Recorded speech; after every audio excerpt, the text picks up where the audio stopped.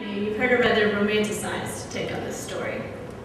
Naomi and her daughters-in-law, Ruth and Orpah, are all widowed. Though Ruth and Orpah are Moabites, Naomi is an Israelite, one of God's people, living in Moabite territory because she and her late husband had fled a famine years earlier. Their sons had married there, hence the foreign daughters-in-law that normally would have been taboo in Israelite culture. The widowed Naomi decides to go back to her homeland and her own people.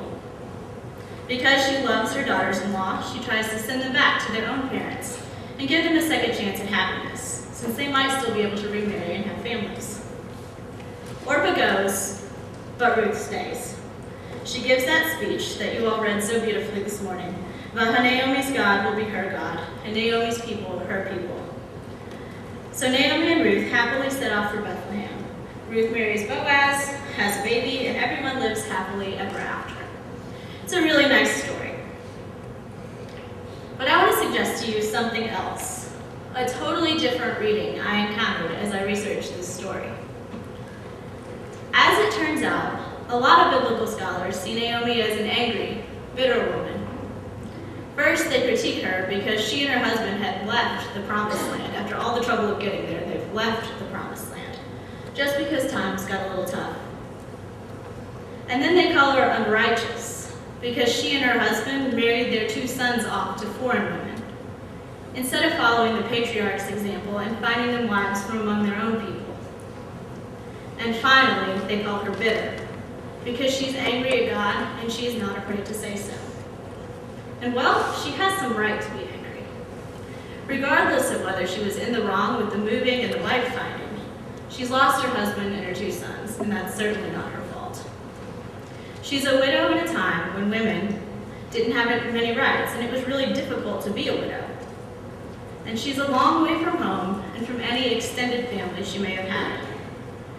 And so when she decides to return to Bethlehem, her hometown, it's a last resort kind of decision. She's going home because she doesn't know what else to do. And she's mad. She blames God for her troubles. When she gets back to her hometown and speaks with the women there, she says this, which is from Ruth 1:20b and 21. Call me no longer Naomi. Call me Mara, for the Almighty has dealt bitterly with me.